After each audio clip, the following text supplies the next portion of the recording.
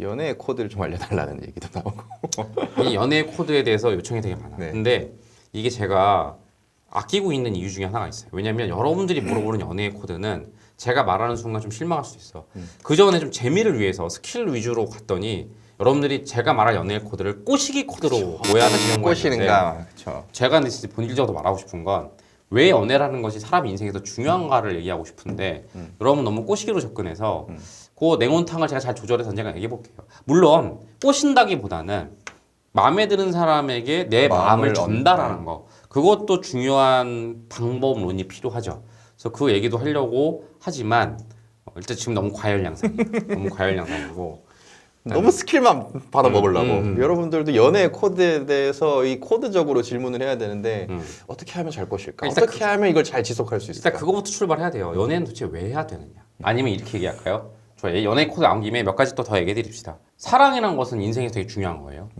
왜요? 사랑이 꼭 필요해요? 아, 그것도 당연히 좋은 질문인데 그것까지 하면 너무 멀리 가니까 사랑은 기본 코드로 깔아봅시다. 자, 여러분들은 사랑을 1번 절대적인 사랑을 받기만 했어요. 20살까지 바로 부모님이 주는 사람이죠. 여러분 준 적이 없어요. 뭐 고양이 개 정도 예뻐하는 거 말고 진짜로 인간에게 그런 사랑을 준 적이 없어요. 두 번째는 이 20살이 넘어가고 사춘기가 커지면서 참 답답하고 안타까운 일이지만 더 이상 부모님한테 사랑을 많이 못 느껴요. 우리는. 그래서 무슨 얘기냐? 사랑은 인간의 인생에서 끊기면 안 되는 절대 코드예요. 그래서 뭘 하는 거냐? 부모님을 연장돼서 부모님의 대체로 새로 사랑을 받을 존재를 반드시 찾아야 돼요. 그게 연애를 하는 이유예요. 이렇게 보면 꼭 그게 이성 한 명일 필요 없고 대중으로부터의 사랑일 수도 있고 그죠. 동성일 수도 있어요. 그럼 대중한테 인기받는 연예인들은 그런 게 있는 거네요. 그게 연예인들의 동력 중에 하나죠. 근데 이건 다른 영상에서 말했죠. 근데 또 불특정 다수한테 오는 사랑은 너무 얕은이야. 진짜 사랑, 부모님이 나한테 줬던 사랑은 나 한 명이니까 꼭 이성일 필요는 없어요. 그죠? 그리고 그러면서 뭐다? 나도 주는 연습을 하는 거죠.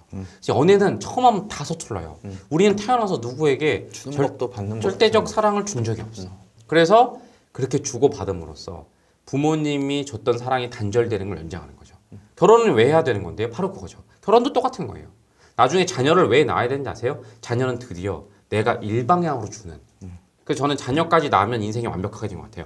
부모님으로부터 받았어요. 그리고 쌍방을 연애와 주고받았어. 결혼을 통해서 그죠? 쌍방을 교환해요. 그리고 마지막엔 일방향으로 주는 거죠. 그래서 온전한 인간이 되는 것 같아요. 예. 뭐다? 사랑을 주고받는. 일단 사랑을 절대 코드로 생각한다면. 그러니까 뭐냐면 연애를 꼬시기로 접근해서 어떻게 하면 손 잡아보고 뽀뽀 한번 해봐야겠다. 그렇게 접근하면 안 돼요. 연애는 사랑으로 접근해야 돼요. 그럼 도대체 사랑이 뭔데요? 부모님이 저한테 절대적 사랑을 별로 안 준 것 같은데요? 드라마에 나오는 것처럼 옆집처럼 우리 부모님은 스킨십도 없고 뽀뽀도 안 해주시고 막 옆집 보면은 나는 우리 아들을 사랑해, 우리 아들이 제일 최고로 예뻐. 우리 부모 그게 아니에요. 그럼 진짜 사랑의 본질은 뭔지 아세요? 내 부족한 면이 있어도 그럼 무조건적으로 날 지지해 주는 거 또는 그냥 나의 본 모습을 아는 거. 일단 아는 거. 여러분들은 사회생활을 하면 가식의 모습을 보여줘요. 껍데기가 굉장히 많죠. 진짜 본 모습을 안 보여주잖아요. 이런 비유를 한번 해볼까요? 진짜 친한 친구면 어떻게 되는지 아세요? 전 이렇게 비유해요. 내 방문을 덜컥 열어줄 수 있는. 그거 말고 친구가 왔는데 드라마 보고 있잖아요. 잠깐 밖에서 기다려 해놓고 막 빨래 집어넣고 그건 아직 친구가 아닌 거야. 근데 그냥 아무 때나 문을 벌컥 연 거야. 빨래 완전 개더럽고 학교에서 내가 누구보다 깨끗한 애인데 개더럽고 떡볶이가 구석에 저 언제 먹은 거냐 4주 전인 것 같은데 막 근데 열었는데 보여줘. 왜냐 이 친구한테는 본 모습을 보여줘도 돼. 왜? 이 친구는 내 그 본 모습에서 부족한 점을 보고도 조언을 해주고 충고해줄지언정 그거 가지고 나를 싸잡아서 욕하지 않아. 좋은 점은 또 칭찬해줘. 이게 부모님 아니었어요? 그렇죠. 문 열고 답답한 얘기야. 청소 좀 해 이 자식아 하지만 그걸로 나를 엄청 비난하거나 인간 말종처럼 격하지 않잖아. 더러워도 내 아들이고 좋은 점이 있어도 내 딸이고 이렇게 되는 거죠. 맞습니다. 그게 연애와 결혼인 거야. 어느 순간 부모님도 모르는 나의 본 모습을 인정해주고 알아주는 사람이 나타났어. 그것이 이제 진정한 사랑이야. 그게 진짜 충만해. 그게 인기가 아니고 인정이에요. 그렇죠. 메슬로우의 욕구 단계를 보잖아요. 인기의 욕구란 건 없어요. 인정의 욕구죠. 여러분이 예쁜 여자, 예쁜 남자를 만나서 나의 아름다운 모습을 보고 어머 오빠 너무 멋있어요. 어머 자기 오늘따라 머릿결이 너무 좋은데 이게 뭘까요? 인기죠. 그게 본 모습일까요? 물론 뭐 외모가 본 모습이긴 하지만 진짜 내 본 모습은 우리 부모님만 아는 모습. 근데 그 본 모습을 어느 날 딱 봐. 그러니까 엄청 부끄러울 거야. 근데 그 본 모습을 있는 그대로 받아들여주고 조언을 줄지언정 네. 비판하지 않고. 그러니까 부모님인 거야. 그냥 이렇게 보면 돼. 제2의 부모님이라고 생각하면 돼요. 그게 최고의 연애 상대고 연애를 하는 이유고 그게 최고의 결혼 상대고 결혼하는 이유고 그러니까 이쁜 얼굴 아름다운 젊음으로 시작하잖아요. 그럼 오래 못 가. 젊음은 쇠퇴해. 영원할 수 없습니다. 더 이쁜 남자가 나와. 네. 그리고 그게 이뻐서 만났어. 그러다 본 모습 가지고 싸우는 거야. 야 근데 너 솔직히 밥 먹을 때 습습 소리 내는 거 진짜 나 좀 짜증나거든? 막 나중에 그런 대사 나오죠. 영화 명대사죠. 숨 쉬는 거조차 싫냐? 우리 부모님은 내가 숨을 어떻게 쉬든 밥을 습습 먹든 내 아들 딸이기 때문에 그 모습을 그대로 인정하고 받아들여주고 네. 제가 왜 결혼해야 되는지 저도 이 코드에 대해서 이렇게 형사유치처럼 말한 건 메슬로우 식당 요구부터 다 나오죠. 고민을 많이 하고 진짜 고찰을 많이 한 거예요. 저희가 가장 존경하는 교수님이 있어요. 이제 근데 일찍 돌아가셔서 너무 이제 안타깝지만 그분한테 제가 물어본 적이 있어요. 교수님, 결혼을 꼭 해야 되는지 고민하고 있는데 고찰하고 있는데 답이 안 났습니다. 언어를 순화해서 말씀해 주시는 게 좋을 것 아니요. 그 교수님 그냥 말 그대로 할게요. 왜냐면 우리 팬들 정도는 이해해 줄 거라고 봐요. 교수님이 운전하시면서였나? 한마디 툭 하셨는데 코드를 역시 알고 계셨어요. 왜 결혼했는지 알려줄게. 너희 부모님은 좀 있으면 되죠. 좀 심한 표현인데 그만큼 저한테 와닿게 말하려고. 모든 게 다 담겨있죠. 제가 지금까지 장황하게 설명한 거. 부모님이 돌아가시면 나의 본 모습을 순수하게 봐주고 그대로 받아들여주는 사람이 없는 거예요. 없어지는 거예요. 그럼 인간은 살아가기가 되게 힘들어요. 사랑이 중요한 이유. 왜 기독교가 사랑의 종교고 예수님은 사랑 하나만 딱 던지고 갔느냐. 그 사랑이 살갑게 스킨십해라서 그게 아니에요. 내 본 모습을 인정해. 마음의 지지선. 딱 그죠? 심리적 안정감. 내가 아무리 부족하더라도 그 사람을 부모님은 수명이 정해져 있으니 그게 없으면 못 사니 새로운 연인과 결혼을 통해서 수명을 연장해라. 그리고 네가 받았던 그거를 자녀를 낳아 기반이 되어라. 그렇게 사랑은 인간에서 인간으로 연결되는 것이다. 그렇게 인류가 지속이 되는 거죠. 그렇죠. 그러니까 저는 이미 수많은 고찰을 했기 때문에 그 하나로 정리가 된 거죠. 그래서 연애는 왜 해야 되냐고요? 부모님 같은 사람을 만나세요. 또 오해하지 마시고 엄마 닮은 사람이 그게 아니고 부모님처럼 대할 수 있고 부모님처럼 나를 봐줄 수 있는 그런 사람을 만나면 되고요. 그런 친구를 사귀면 되는 거예요. 맞습니다. 내 방문을 덜컥덜컥 그냥 팡 열어줄 수 있는 사람. 이게 딱 연애만 아니라 인간관계나 친구관계에 똑같이 적용이 되는 것 같아요. 그런 사람을 만나고 그런 사람이랑 친구를 해야 이게 더 단단해지는 거죠. 그렇죠. 그렇게까지 힘들게 살아야 돼요. 이걸 안 다음부터는 연애를 하든 뭘 하든 화가 나요. 예를 들어 볼게요. 정말 예쁜 애가 있어요. 내 앞에 앉아 있어. 딱 얘기를 하는데 얘는 내 본 모습을 보여주면 분명히 본 모습 보고 싶어 하지 않네. 겉에만 집중하는 딱 허세녀야. 얘는 나랑 본 모습을 교환하지 않을 것 같아. 그럼 그다음부터 약간 미술 감상품 모드로 가요. 예쁘네. 어떻게 저렇게 눈이 크지? 그러니까 이 시간을 겉으로만 즐겨야지. 얘랑은 사랑을 교류할 수 없어. 충만감 안 올 거야. 그래서 예쁘다. 이렇게 생겼는데 잠깐만 근데 미의 코드에서 고민할까? 왜 이게 이쁜 거지? 자본주의적인 미인가? 그냥 대화도 안 해. 그냥 그러다가 잘 가. 왜냐면 얘랑 앉아있는 얘랑 데이트라는 한 시간도 내 인생의 중요한 한 시간이니까 버리면 안 되잖아. 그래서 오늘 아름다운 미술 작품을 감상한 듯 그냥 연예인 한 명 본 듯 잘 가. 그렇게 되는 거죠. 반면에 아무리 외모가 추하고 못생겼어도 뭔가 대화를 하는데 말이 잘 통하고 그냥 다 터놔도 될 것 같아요. 근데 좋은 얘기예요. 항상 그런 얘기 하잖아요. 말이 잘 통하는 사람이 저는 말이 잘 통한다도 너무 표피적이야. 진짜 깊이는 뭔지 아세요? 잘 통해서 궁극적으로는 그냥 모든 얘기를. 그죠. 내 본 모습을 보여주고 싶고 근데 들어주기도 해야 돼. 사랑은 쌍방향이 되니까. 그러면 외모가 못생겨도 그 사람이랑 연애하는 거야. 근데요 외모가 못생긴 사람이랑 다니면 그럼 보기 싫지. 그건 연애가 뭔지 모르니까. 오늘 내가 규정해줬잖아. 두 번째는 근데 못생긴 애랑 달리면 친구들한테 꿀리는데 그게 빙신 같은 거지. 그러니까 사랑보다 허세를 더 위에 둔 거지. 그렇게 줄 수도 있어요. 그냥 해봐요. 그래서 만약에 주위 애들로부터 야 너 이쁜 여자 사귀었더라. 야 네 남자친구 끝내주게 잘생겼더라. 그 얘기를 100번 들어봐. 뭔가 목마른 바닷물처럼 안 채워질걸? 앞에 있는 애 외모가 어떻든 진짜로 내 본 모습을 보여주고 하잖아. 나중에 주위에서 뭐라고 너 왜 이렇게 못생기는 사귀냐 해도 그 행복감 뭐라고 떠들어봐라. 나는 얘랑만 있으면 그냥 행복이 쩐다. 또 다른 부모님이야 얘는. 나는 부모님이 이런 말 하면 안 되지. 사실 그냥 비유적으로 돌아가셔도 걱정이 안 돼. 왠지 알아? 나한테 든든한 기반이 있어. 너무 행복해. 이렇게 되는 거죠. 미안합니다. 너무 얘기 장황해서. 코드를 알면 이게 모든 게 다 해석되는 거야. 오늘은 공법 직문즉답이 아니라 라이프 스타일 직문즉답이네요. 그렇죠. 본질을 깨뚫고 갖고 노는 이 모습을 보여주고 싶은 거야. 연애 코드 연장선인데 사랑에 실패했을 때 자존감이 낮아지지 않는 법은 무엇일까요? 그러니까 다시 사랑을 정의하면 실패가 뭔지도 정의되죠. 다시 사랑은 뭐라고요? 내 본 모습을 그대로 인정을 받고 거꾸로 상대방의 본 모습도 그대로 인정을 받는 거예요. 근데 봐봐요. 본 모습의 인정을 못 받았을 때 있죠. 자, 그대로 인정이라고 했어요. 여러분이 자존감이 무너진 이유 거 봐요. 내 방문을 열어줬는데 여기 쓰레기를 보고 더럽다고 떠나는 건 인기예요. 쓰레기를 봤는데도 뭐 우리 아들인데 어떡하겠어. 조언을 줄지언정. 좀 깨끗하면 좋지 않겠니? 하지만 그게 네 본 모습이면 어쩔 수 없지. 그러니까 사랑에는 실패가 없어요. 그냥 이 본 모습을 못 본 것뿐이 상대방이. 그렇죠. 그러니까 이건 인정해야 돼요. 취향과 성향이 달라서 나는 그 본 모습을 봐도 인정하기가 좀 힘들다. 워낙 가치관이 달라서. 그래서 그냥 안 맞음이 있을 뿐이지 벌써 실패라고 말하는 건 내가 뭔가 부족했기 때문이다. 그러니까 자존감이 낮아지는 거야.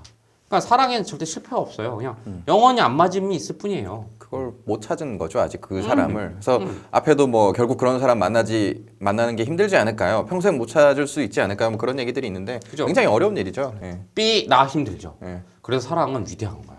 만약 그런 사람을 찾았다면 이제 인생에서 행운인 거고요. 평생 찾아야 될 수도 있어요.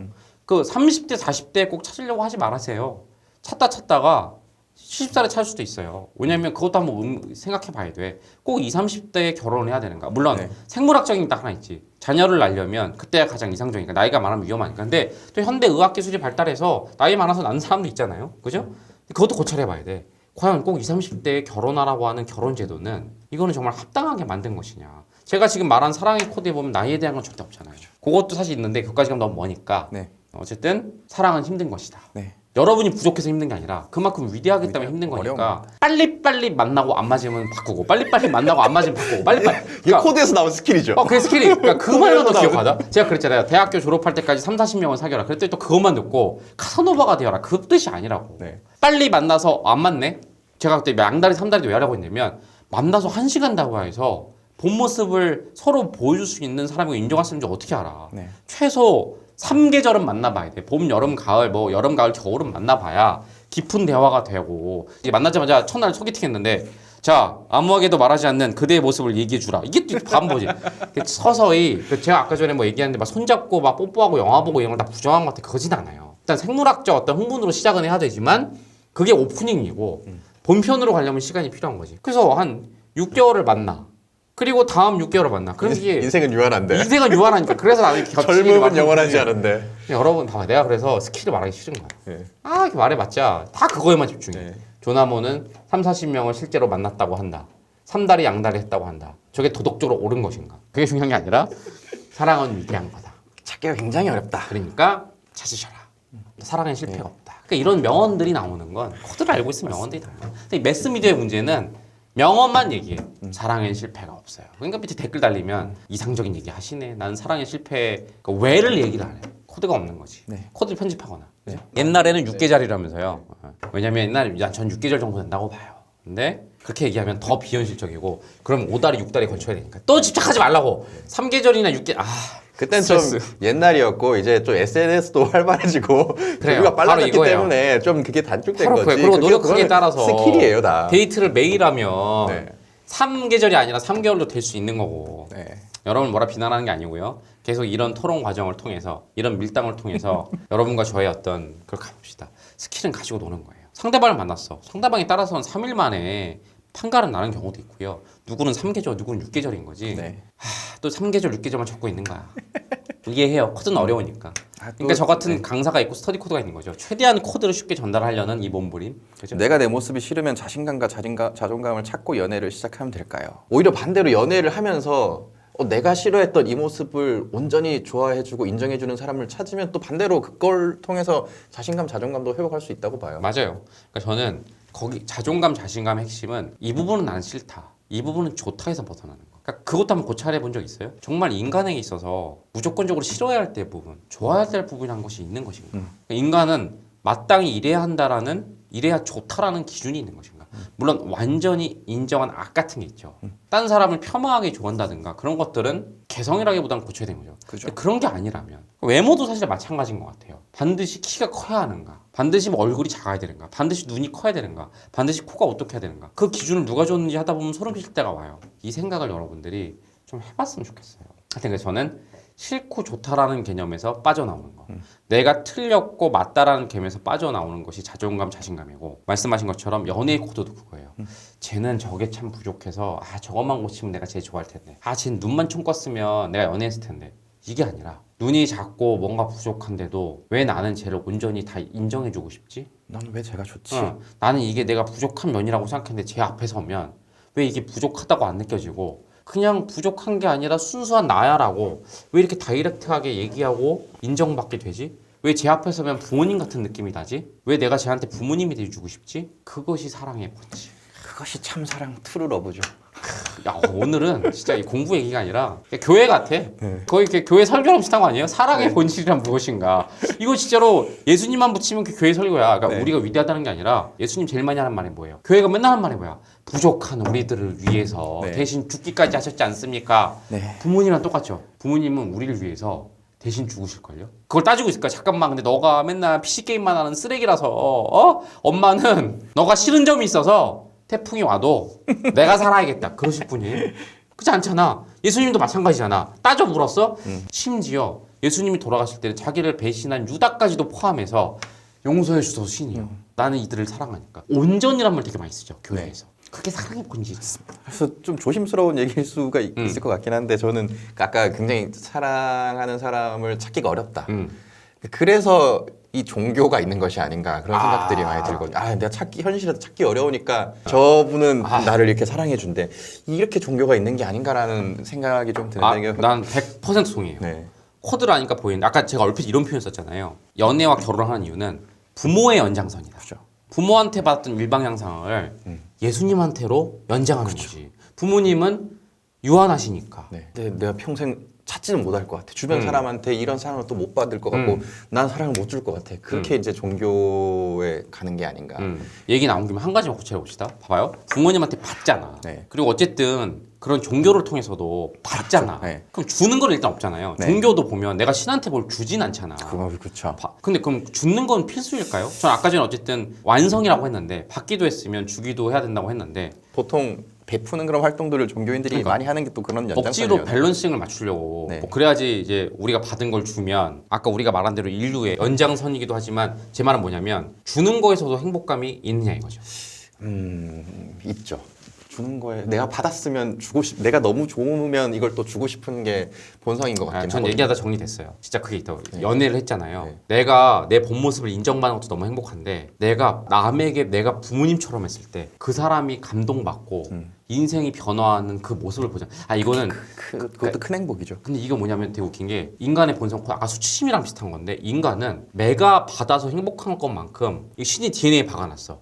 딴 사람이 나 때문에 행복한 걸 보잖아요. 굉장히 그것도 큰 쾌감이에요. 그래서 인간이 봉사를 하고 희생을 하는 거고 사업이나 우리가 지금 일하는 활동도 모두 다 그 요치 아니에요? 그렇죠. 받기만 좋기를 원하면 우리는 그냥 남이 만들어 놓은 걸 처먹기만 하지 왜 우리가 토요일 아침에 나가서 이렇게 목 터져라 여러분한테 얘기하겠어. 이렇게 해서 여러분이 우리의 사랑을 받는 걸로써도 우리가 막 느낀다. 그래서 이거를 보면 동양에도 들어있다고. 측은지심.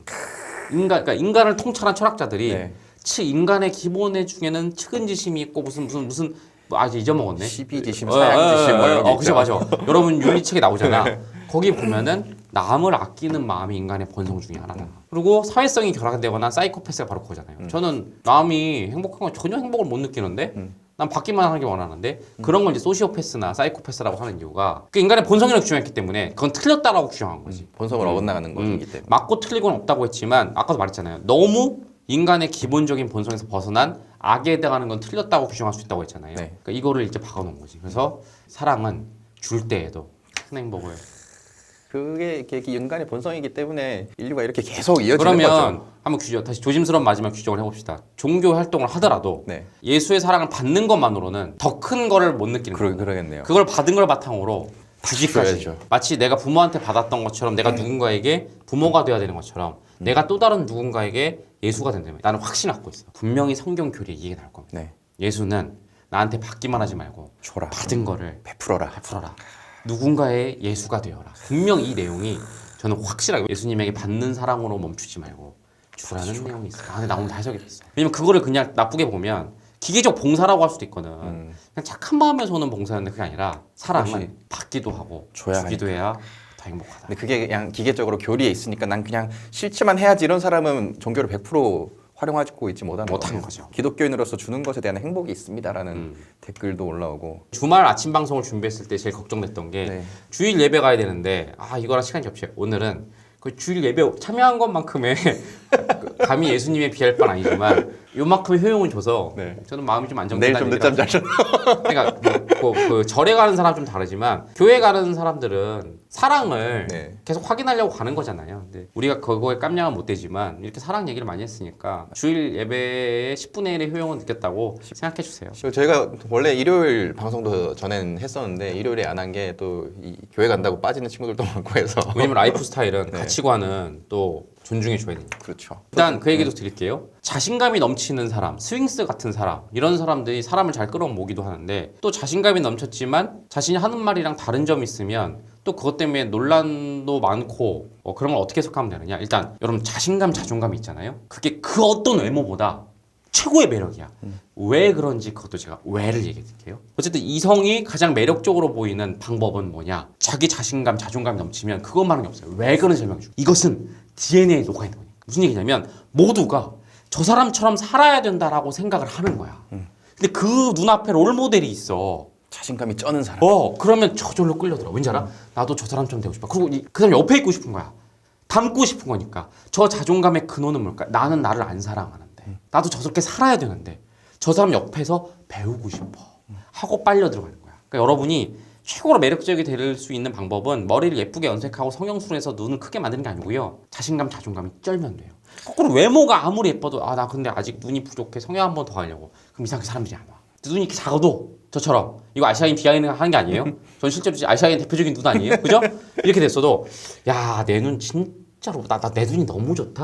하면 사람들이 끌려오는 거야. 도대체 제 근원은 뭔가? 나도 저렇게 살아야 되는데. 그게 매력의 포인트라는 거. 그죠?